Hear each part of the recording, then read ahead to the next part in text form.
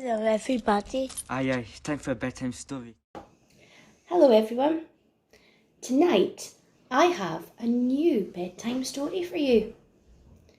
The story is called Henry's Holiday and the book was written by Gillian and illustrated by Rosie Reeves. I hope you like the story.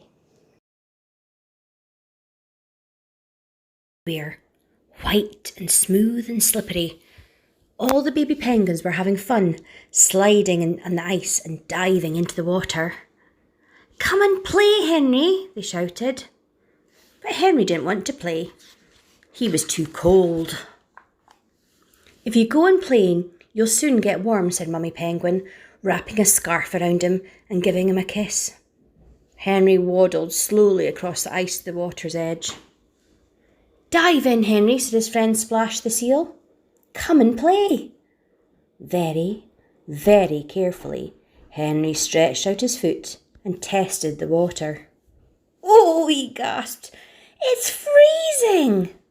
Henry waddled all the way back to Mummy Penguin very, very quickly. Henry put on his hat, but he was still cold. He put on his fluffy waistcoat, but he was still cold. He put on his big, furry boots, but he was still cold. "I'm so tired of the snow," sighed Henry. Henry began to dream about sandy beaches and palm trees.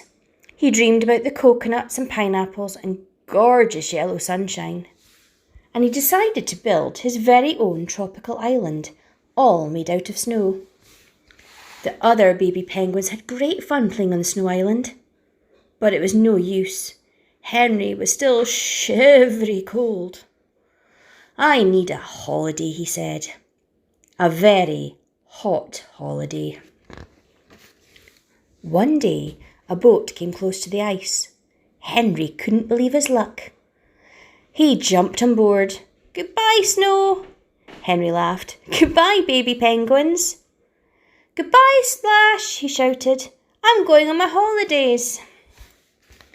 The boat sailed on so far that Henry couldn't see the snow and ice anymore. "Goodbye, Mummy Penguin," he whispered, and he felt funny all over and inside as well.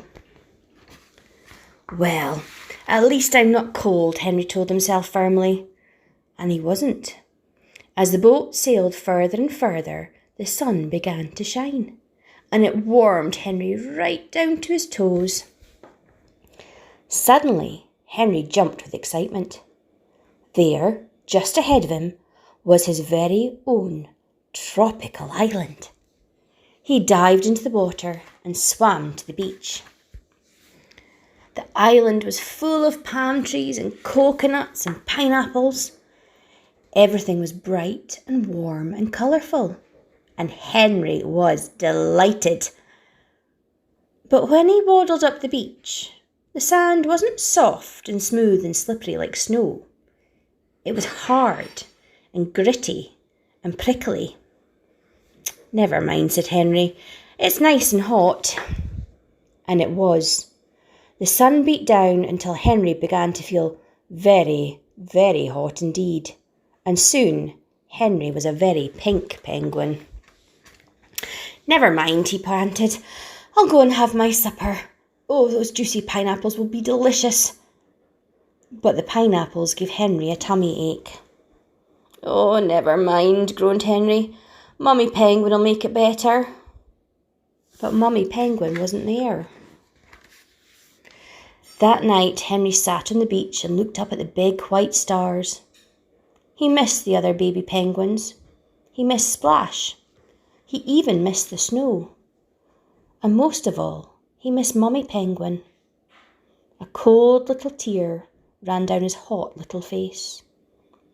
As he finally dropped off to sleep, Henry made a decision.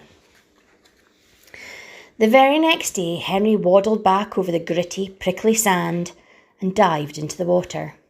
He swam and swam and swam until his feet ached. But at last he looked up and saw the beautiful snow and ice again.